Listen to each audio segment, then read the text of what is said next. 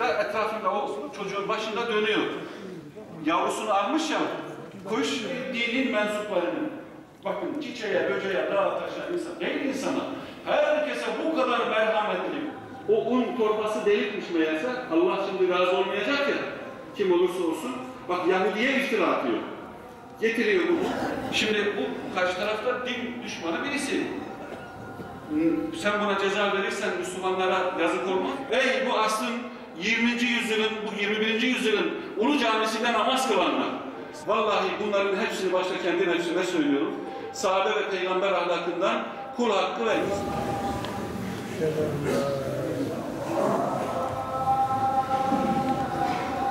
هذه الدعوة التامة والصلاة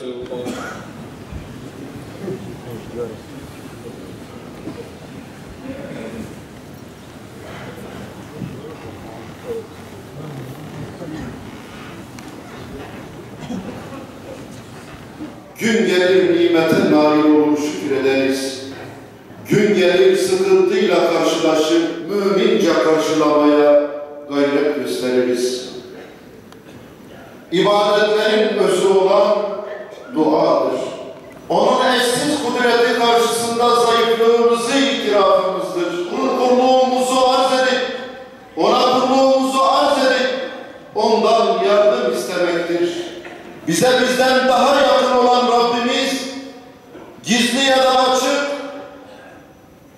bütün dualarımızı işiten, bilen ve kabul edendir. Resulü sallallahu aleyhi ve sellem dilinden duayı eksik etmezdi. Hayatı duayla ilmik ilmik işlerdi ve benim için en hayırlısını seç diye dua ederdi. Allah'ım bize dünyada iyilik ver, ahirette de iyilik ver. Bu gecede olanların ve daha sonrasında olacakların şerrinden de sana sığınırım. Dua, dertlere deva bulmak, her türlü kötülükten korunmak.